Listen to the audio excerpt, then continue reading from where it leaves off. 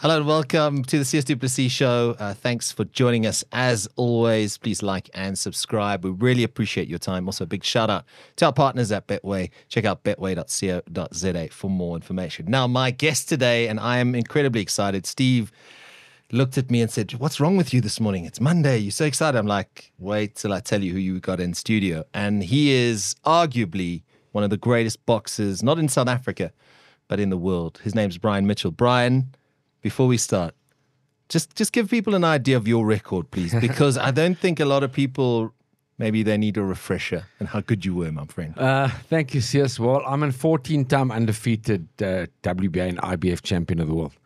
So I don't think it gets much bigger than that. It doesn't. I'm proud to say I'm the only South African boxer that's in the International Boxing Hall of Fame, the World Boxing Hall of Fame, and the South African Sports Hall of Fame. Very proud. Myself and Stan Christodoulo are the only two South Africans in the International Boxing Hall of Fame. I do believe a guy like Vianney Bungu could possibly get there. Mm-hmm. But I'm a proud former world boxing champion. No, absolutely. I mean, I remember the story. So I grew up in KwaZulu-Natal, and I had my grandparents live in, I'm not going to mention the place's name, but quite a fancy area of Belito at the time. They stayed in a nice flat there. And every time we came to visit, they were like, "You must keep an eye out for Brian Mitchell.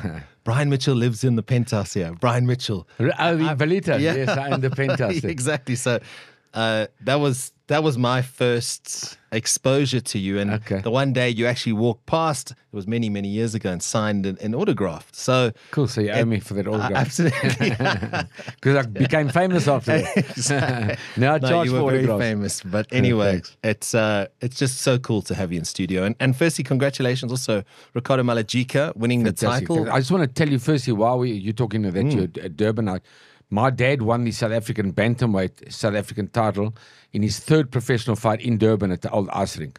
My dad lived in Durban, actually. Amazing. So although I grew up in Joburg, my mom and dad divorced and he moved to Durban.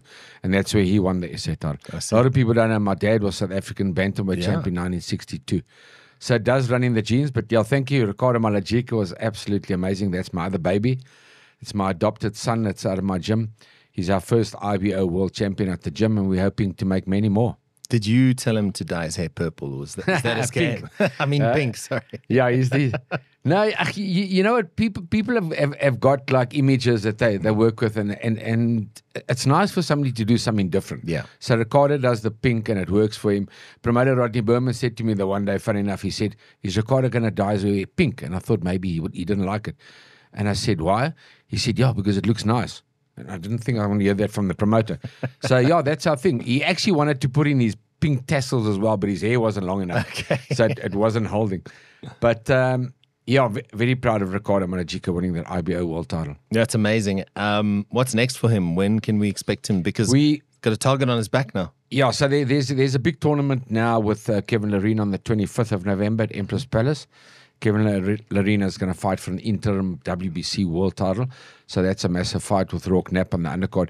So Ricardo's going to take a break from that tournament, but in February definitely be back on Golden Gloves at Empress Palace. Fantastic. With guys like Shavante Koopman, who was absolutely magic as well. That's right, yeah. And that's one of my other fighters I'm proud of. So, Brian, as someone who's so entrenched in boxing, in South African boxing for so many years, what do you make of the current South African boxing scene? Because it feels like it's back on an upward trajectory after a little bit of a dip. Yeah, it definitely does. Yes, we went through a dip for a couple of years, but you know what I always say to people, like boxing was like the second biggest sport in the country in the 80s after football. I think it's bigger than football in the world, really. And boxing was massive, but then the other sports grew so big. The IPL with the cricket. I mean, our rugby players, I'm a massive rugby fan, winning 3 World Cups. We're just massive now in rugby as well. So boxing fell down the ladder a little bit, but it's definitely never died. It's always been hanging in there. And like you said now, you saw at Empress Palace, what a wonderful show we had there with Golden Gloves. Boxing, there's talent again. I mean, there's the Koopmans, and there's the Naps, and there's the Malajikas, and there's the Lerenas. These guys can fight. Yeah. What brings me to my sort of question is, I think the beauty of boxing is that you don't need a lot. You know what I mean? You don't need the cricket equipment or, I mean, you get into a gym, there's normally an old pair of gloves there. It's a poor man's sport. It is, but it's something that can lead to changing lives. And I mean, we're seeing now a guy like Rourke, a guy like Sivanati Chinga, Ricardo, Kevin. I mean, all these guys, they're tasting that success. Well, yeah, if you look back on the history of boxers, most boxers come from poor backgrounds, from they had nothing when growing up. I grew up at Ellis Park in Troyville there. I started as a 9-year-old at the Ellis Park Club. And really, if you go back in the history of boxing, the Ricardo Malajika is a wonderful story. His little baby from South Hills had nothing. 6 brothers, and they lived in a small little shack, and the shack burned down. It's a wonderful story and a long story. And every fighter, you look back at every great fighter, and like you said, the nice thing about boxing is you don't need much to be a boxer. Yeah. And that helps, because you just got to go to the boxing club. If you don't have gloves or a skipping rope, the trainer or the manager will lend you gloves and a skipping rope. In my time in Malvern, nobody owned anything. Us poor kids, we just arrived at the gym and the trainer said, here's your gloves and your rope, go. And it's wonderful that you can turn your life and make a big success out of boxing. But, you are what you put into life. You got to be dedicated, disciplined, and very determined to be a good boxer, because boxing is so one-on-one. There's nowhere to hide. Yeah. When you get in that ring, I'm not saying any other sport is easier, but like in rugby, when you're running, you pass the ball. In soccer, you pass the ball. If you in a MMA fight, you go to the ground, you get a chance to breathe, you grapple. When a boxer's facing each other, there's nowhere to go. Yeah. If a guy's punching you in the face, you're on your own. And that's what makes it one of the toughest sports in the world. I would say one of the toughest sports, maybe the toughest sport in the world. Do you have a memory of when, I mean, obviously boxing runs in your DNA and your family with your dad, but do you have a moment where you were like, this is the sport for me, or was there only ever boxing? No, it was only boxing. So when I was 5 years old, my mom and dad got divorced. My mom and dad were very young. They were too young to have me. I was a big accident. But I don't suppose I was such a bad accident in the end now. Blessing. Blessing. Yeah, but they were very young, so they were too young to have a child. But anyway, things happen, and I got divorced at a young age, and I grew up with my mom, and it was always boxing. I knew that Brian Mitchell was my father. He was a street fighter. He was a hooligan, and he'd won a South African boxing title. So when I was a little kid of 8 years old already, I was telling my mother, this is what I want to do. My mom was dead against it, funny enough. My mom said, no, her only little boy is not going to get punched in the face.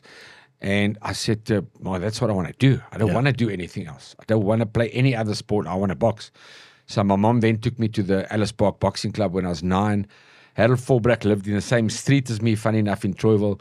He was 14, then he's 5 years older than me. He used to hold my hand and walk me up to the boxing gym. We used to go twice a week.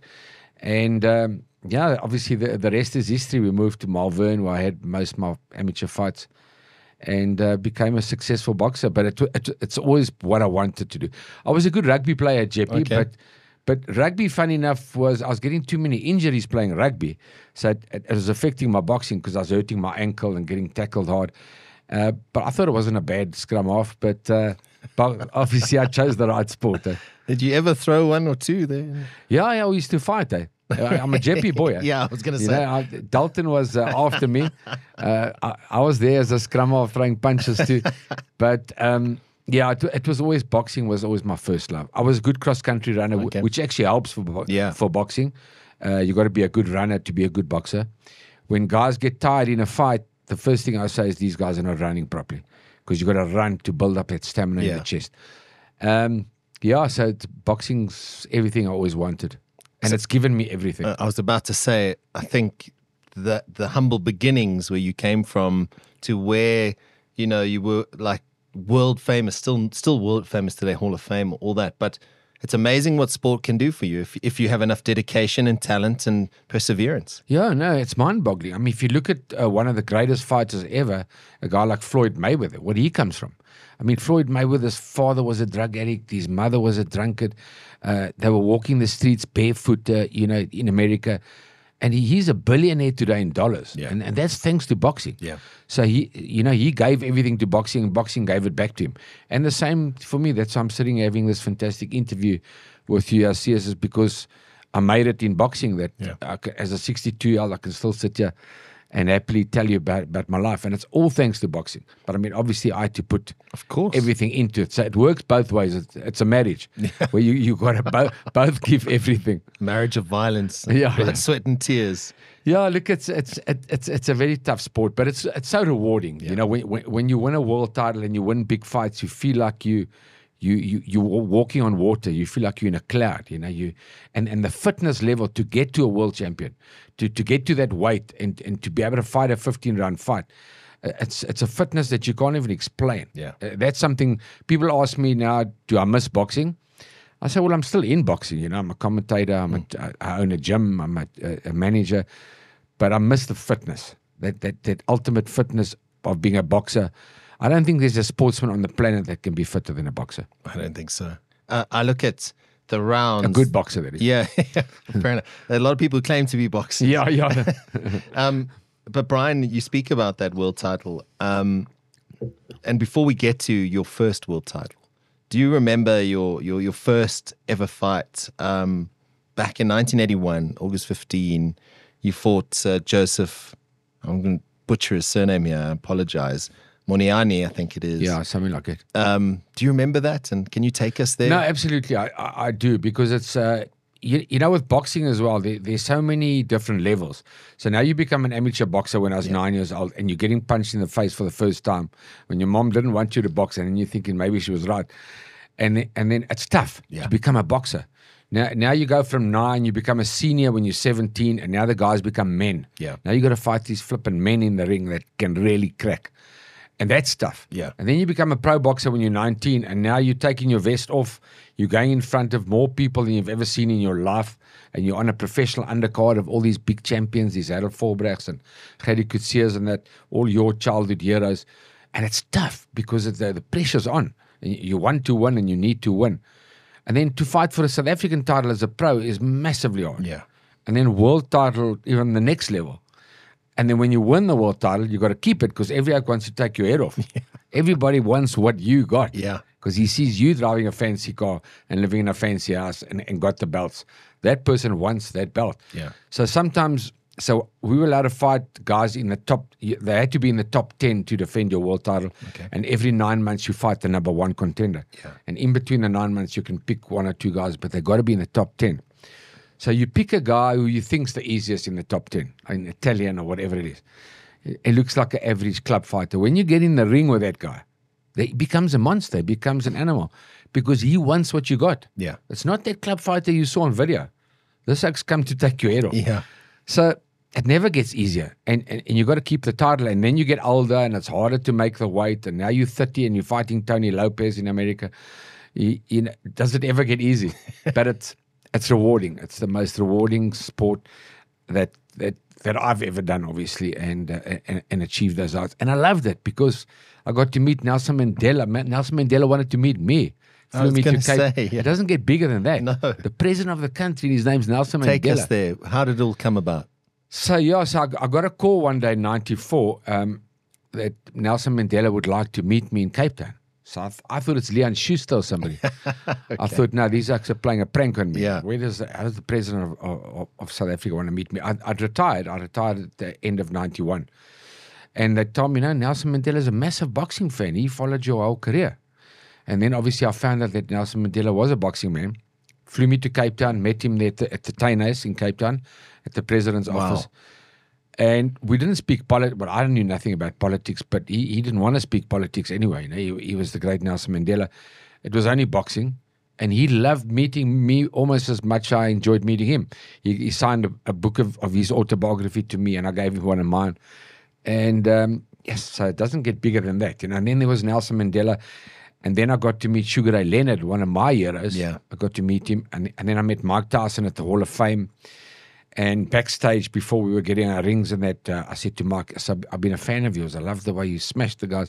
He said to me, Brian Mitchell, I'm a fan of yours too. I thought, yo, that's coming from Mike Tyson, you know. Wow. So, so I've been in the big league, you know. Absolutely. And that's what boxing's given me. It's all thanks to boxing. And I suppose the interesting thing is, you say meeting Mandela and not wanting to talk about politics or anything like that, but your career was pretty much in the darkest time of South Africa's history, in apartheid, in this time of sanctions, of discrimination, a terrible time for South Africa. And your fights weren't even in front of South Africans. You had to travel to fight. I mean, that must have been difficult at the time. Yeah, but I think what prepared me well, CS, was that in the early days, I love Francois Pienaar and Nelson Mandela, obviously, and they got the credit in '95 of bringing the country together. But when I tell you a boxing story, we in the early 80s, 82, 83, guys like myself and Harold Forberg, we went into the townships and we fought in the townships, and we were friends with everybody in the township. We were heroes in the townships. There's one funny story I must tell you quickly. I fought a guy from the Free State. They brought him up to Soweto. Now, the Soweto promoter, black promoter, puts the tournament on, and he wants Mitchell against the guy from the Free State. So now the Soweto guys, are they supporting me? This little white guy fighting this black guy in Soweto. I mean, it was amazing. That's amazing. They were carrying me up on their shoulders. Those are the kind of stories that I can relive in my life. And apartheid was a terrible thing, but we couldn't understand that because we weren't racist. You were born into it. We weren't racist. For us, it doesn't matter what color you are putting your hand in a boxing glove. Yeah. You were a boxer. You were there. Yeah, exactly. Maraki was my friend, the late Jacob Maraki, and I were good friends. So, yeah, I've done it all. I fought in the townships, and then, to answer your question, went out there and fought overseas so many times and had to fight overseas. And it was sad for me. I would love to have fought at Sun City again, defend my title in front of Saul Kersner and Annelien Kriel, who gave me the opportunity. Ellis Park, I mean, that's where I was born. I'm a Lions supporter. I love Ellis Park. I started boxing there. I would love to have fought at Ellis Park, even Loftus, where Gerrie Coetzee fought in front of 80,000 people. That's mad. I can't even imagine that these days. With all due respect, you have your various things, and Emperor's Palace obviously is a key place. I suppose the home of boxing in South Africa now. Yes. But that's like a couple thousand people. I'm trying to imagine, and I know Kevin experienced it when he fought Dubois at Wembley, but imagine in South Africa. And the nice thing is we know we've been there, we've done it. So it's not like it can't happen. I mean, Gerrie had 70, 80,000 people at Loftus Versfeld when he fought John Tate. So we have done it. Us South Africans have been on the big stage, like you said, Kevin Loreen on the undercard of Tyson Fury in front of 70,000 people. We've been there, and boxing's been on the highest level. Yeah. And like we started the conversation earlier on, where's boxing now in South Africa? I think we're pretty cool now. As you saw the last tournament, Rourke Knapp looked good, Shavante Koopman looked great, the young Ricardo Malajika looked very good. So we've got good guys coming through the ranks, and Kevin's one of our golden boys fighting in November. Absolutely. Let's dial it back to where you were saying, going overseas. I suppose the first time, you will never forget that, when you went overseas and had to fight and represent South Africa. I'm sure the world's media, sports media, would have been looking at you going, who is this South African guy from apartheid South Africa fighting overseas? What is he doing it? It must have been tough. It was very tough. And like I said earlier on, the sad thing is they branded me a racist with not even knowing who I was. Yeah. And I didn't care anything about politics. I was a world champion boxer. My whole life was just zoned in on boxing. And I definitely was the furthest thing from a racist. It wasn't even in my mind. And but when I got to Puerto Rico, it was a 15-round fight with Joe Rivera, and I'd never been knocked down ever. Not in the few street fights I had at Jeppy Boys, which I didn't have many street fights, by the way. But I'd never been knocked down ever, not in the ring, not in my 110 amateur fights. And Joe Rivera hit me down with a straight right. He hit me right through my guard. Wow. So I had my hands up nice and high, and he whacked me straight through the middle, down. And I went down and I thought, geez, did that really happen? But lucky I was fit, I got up and recovered quickly. And then I beat him over 15 to retain my title. But it was a big shock. Now, this was in Puerto Rico. Yeah. Then I went to Panama, and I went to France, and I went to Spain. I went to Italy 5 times, London to fight Jim McDonald. And I fought Joe Rivera again when I went to Spain. He knocked me down now with a left hook. I mean, it was insane. You're like, what's going on here? Yeah, well, what's happening? So now I'm waiting for the right hand. Yeah. He misses me with the right hand. He throws it here, and he hits me with the left hook off my feet. So it's not supposed to happen. I'm the world champion. I'm fit. Lucky I was exceptionally fit, so I got up and I beat Joe Rivera again. But yeah, they asked me which was your toughest fight. I always say my ex-wife, but both first ex-wives. Yeah, to mark that, Steve. But no, Joe Rivera was he was like a Mike Tyson of my division. Yeah. So it was tough going out and fighting in the world against the partisan crowd. Everybody booed me and wasn't for me, and being a South African made it even worse kind of thing. Yeah. Because they just decided to brand me as a racist. And as I said, that's the furthest thing I was. Towards my last 7 world title fights, I had Murphy Griffith, a black man from San Diego, from America. And he was my trainer because he was the best in the world. And so definitely the furthest thing from being a racist. Surely there was some support, though, for your boxing prowess, because, I mean, the fact that you won how many world titles, defended, you were a dominant force in your weight division at the time. Surely a lot of media were like, well, we can put the racism factor, apartheid, aside and focus on the incredible champion that Brian Mitchell is. Yeah, thanks, but they didn't. They rode with the whole apartheid thing, and that gave them a better story, according to them. Yeah, that this guy's still from South Africa, and doesn't matter what he says. There's apartheid and all that. And it was tough. Jim McDonald was about my 5th world title defense, and it was terrible in London.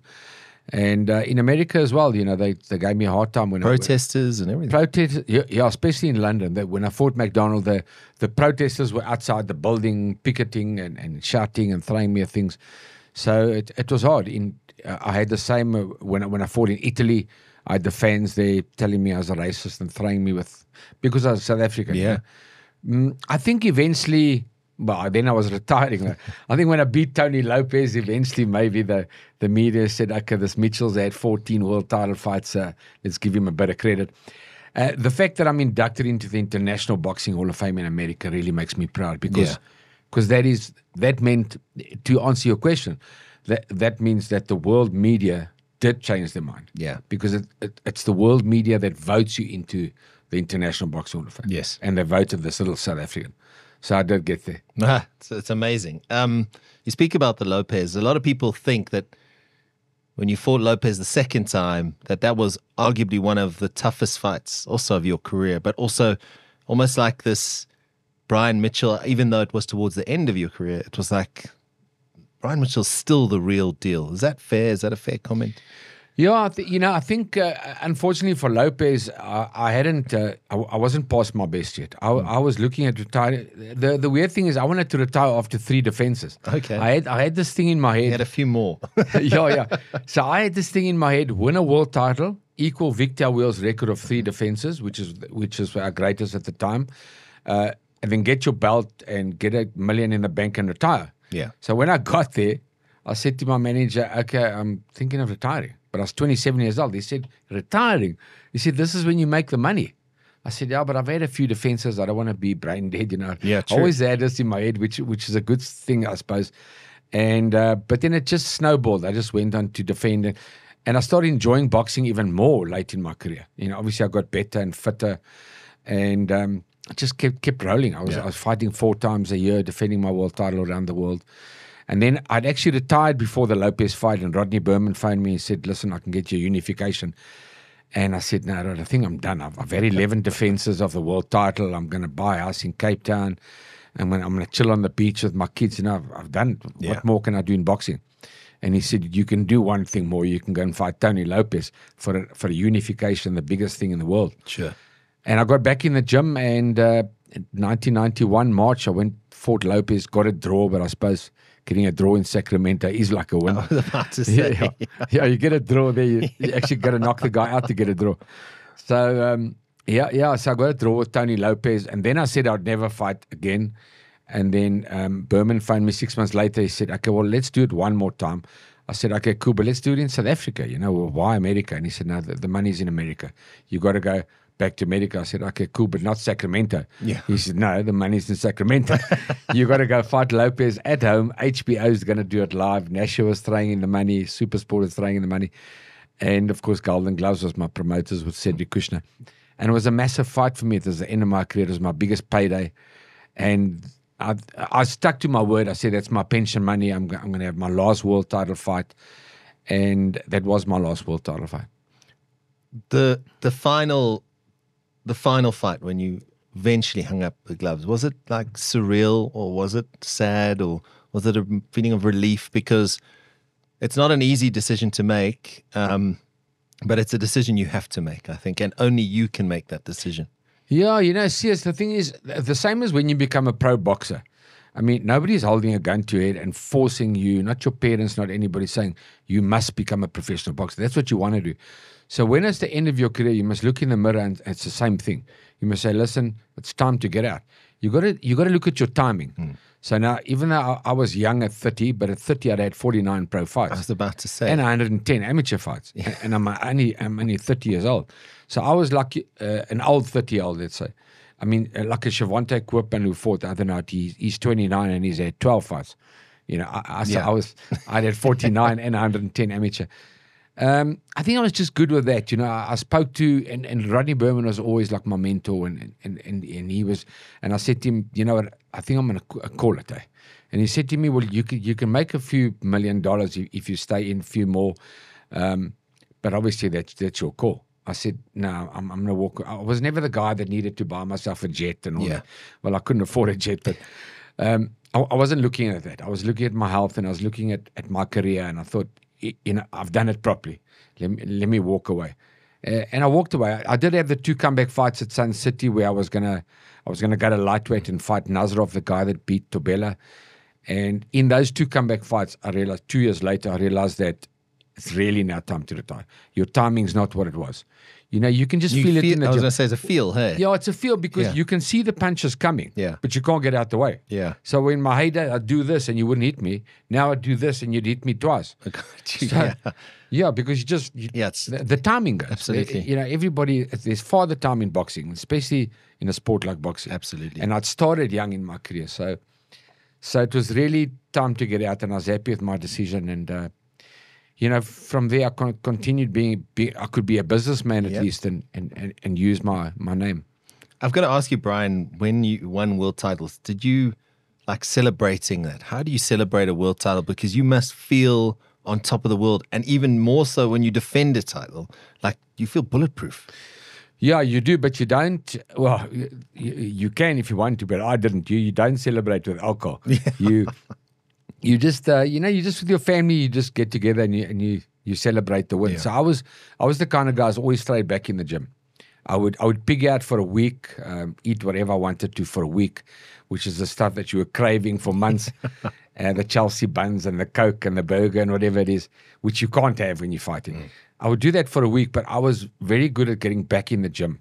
So a week after my world titles, I was back. In fact, when I was in Panama, it got into the media that they saw me running the day after the fight. I knocked a Panamanian out in the 14th round, and the next day I went for a run. I just felt like loosening up, and the media got hold of it that Mitchell's training, and he's just won a defended his world title. And in America, the one day they saw me swimming in the pool at 3 o'clock in the morning. So if I couldn't sleep, which is jet lag and that as well, I would just go to the gym. And do something, That's how important I took it, on a Sunday rest day, after training twice a day, every day, 6 days a week, you're supposed to rest. I didn't rest. I'd get up and think, maybe my opponent is training.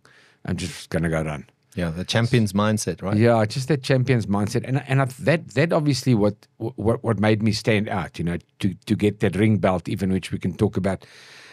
To be the best, I think I had the mindset where I only had to beat one guy.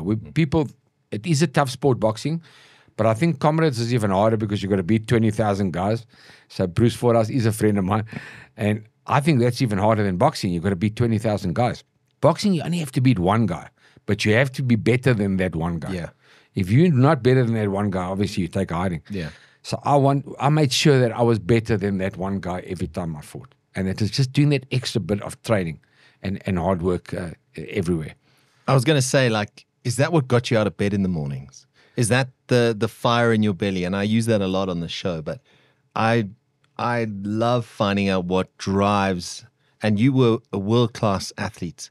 Is that what it was that my my opponent might be training right now and I need to be fitter, stronger, and faster than him? Yeah, absolutely. You know, like I said to you earlier on, off air, that the guys that, when you watch guys now, if they tired in the fourth run, then they're not running properly. Because you're going to get tired, you're human. But you get to your second wind much quicker if you've done the running. So what I insist on my guys now, my Malajikas and Koopmans and Naps and whatever they are, running. Other than boxing, obviously. Yes. Boxing's your sport. You got to get to the gym and spar 3-4 times a week. That's the main thing. But running's the second priority. You got to run as hard as you can. And boxing's a sprint. You know, you fight for 3 minutes, you rest for a minute. So I insist that they sprint when they go run. Don't just go for a casual jog. Yeah. You must get tired. And that's the road work. There's tons of and you must road choose work. heels and you must flip and get tired, you know. Because when you get in that ring, you're going to get tired. Absolutely. And the oak's going to be mudding you. So you gotta be ready for that. And you got to go to war. And when somebody's tired in the war, you must take over. And that's how I used to look at it. You know, by the third, fourth round, I would watch, whether it's Tony Lopez, whoever, he wore a black gum guard.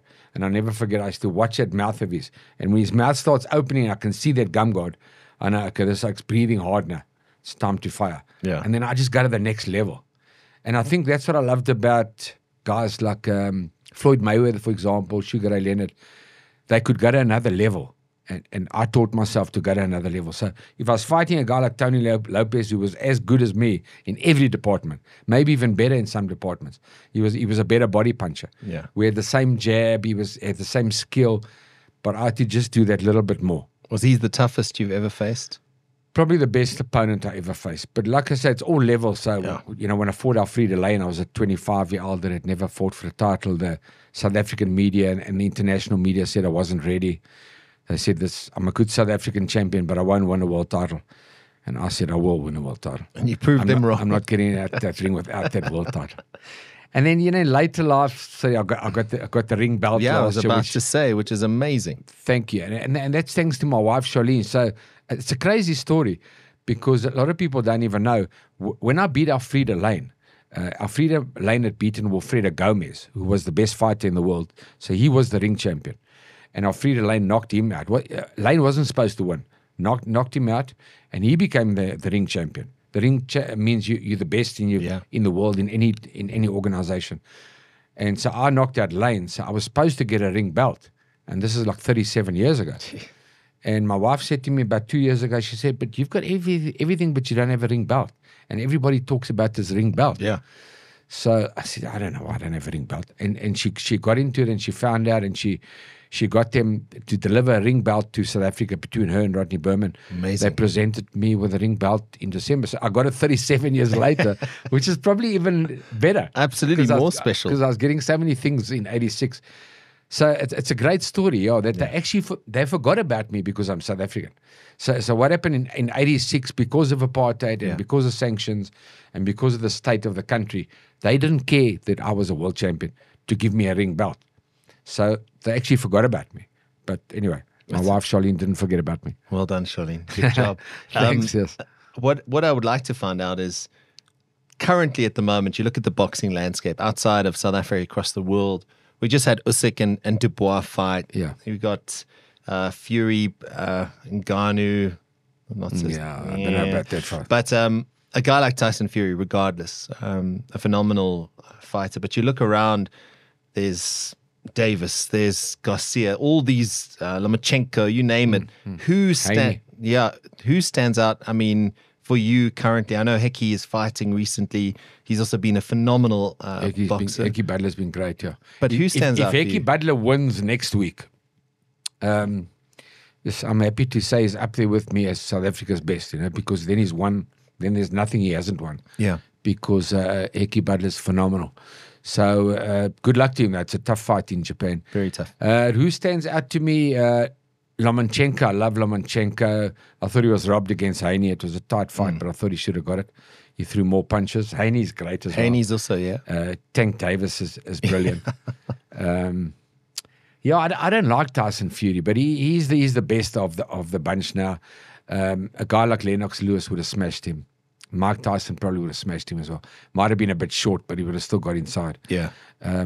So I don't really rate the heavyweights of today. So an Usyk and that doesn't really. Usyk's good, but Joshua. he was a great cruiserweight. Yeah. As a heavyweight, he's not really a puncher. He's slow as a heavyweight, but he is good. Usyk, I don't know what will happen with Usyk and Tyson Fury, because Tyson Fury is 6'9". Yeah, he's So enormous. he's flipping a monster. The heavyweights are big today. Yeah. They're massive compared to the old heavyweights. But I'm a Joe Louis fan. That's how far back I go. He had 25 defenses of the world title. To me, he's the greatest heavyweight of all time.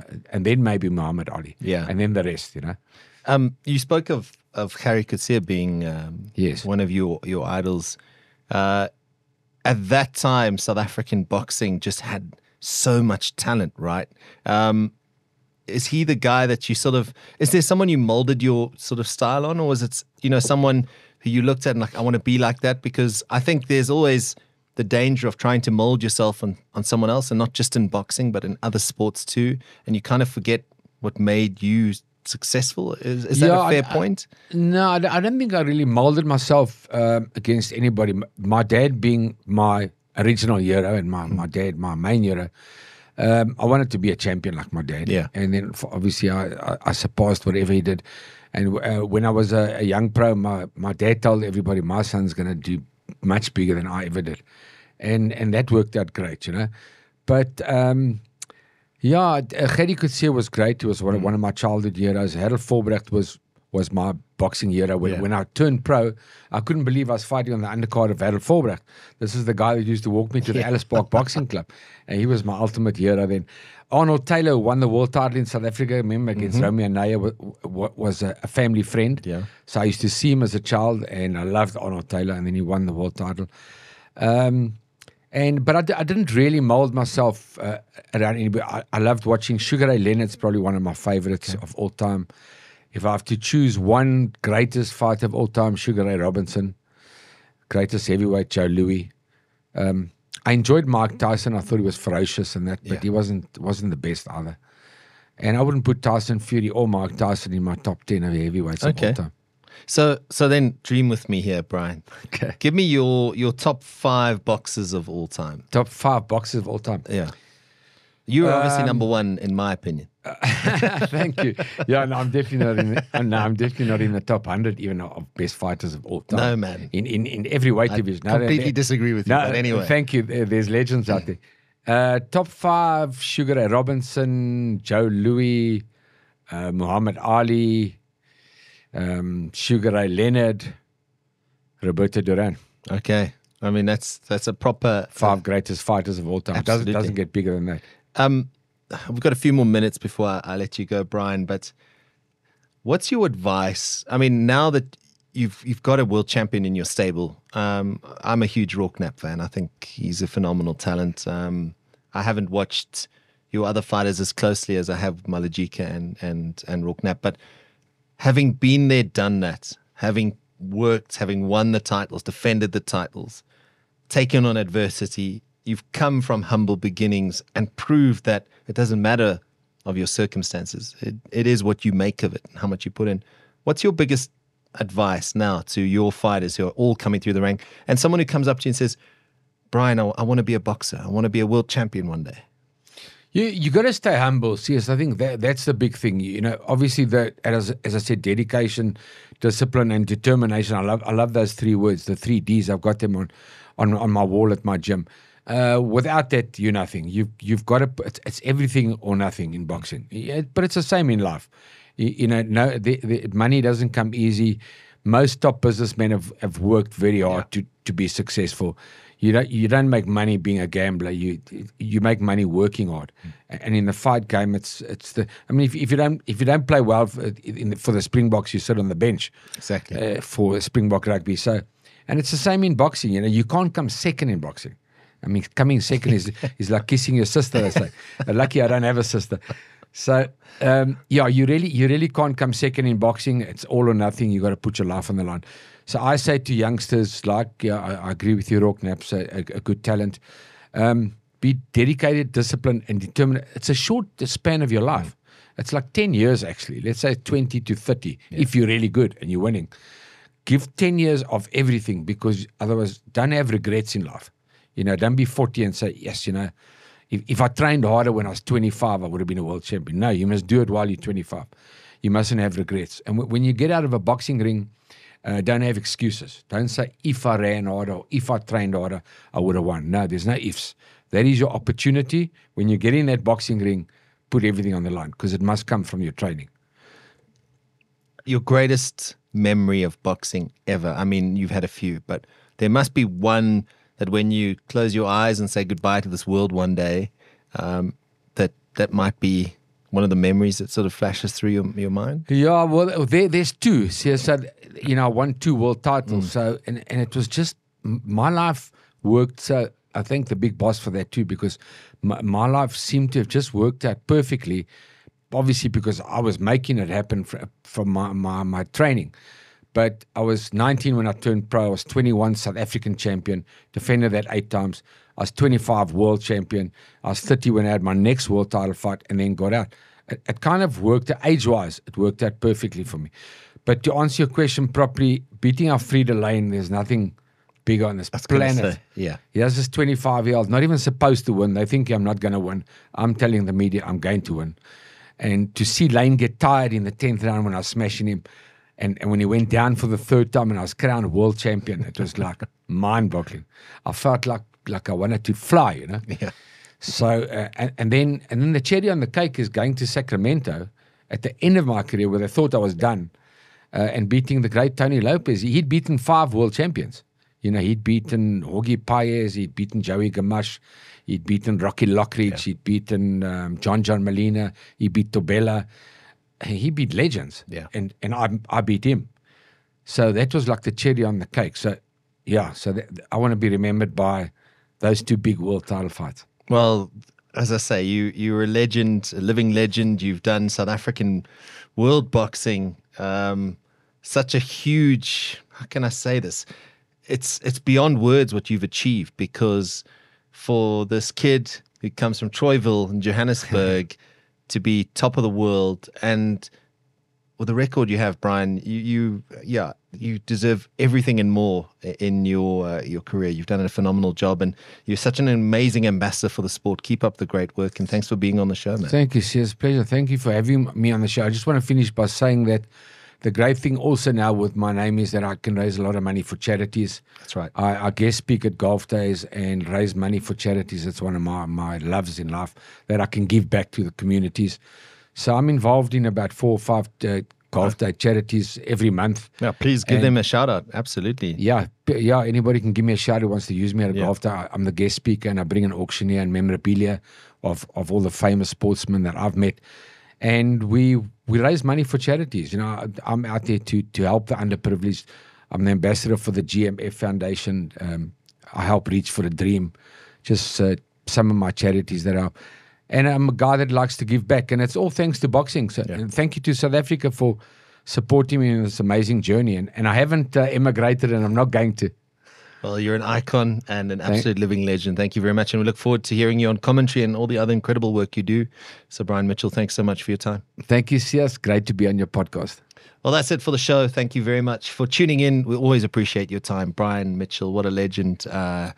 Such a huge fan. And it's great to have him here and share his journey.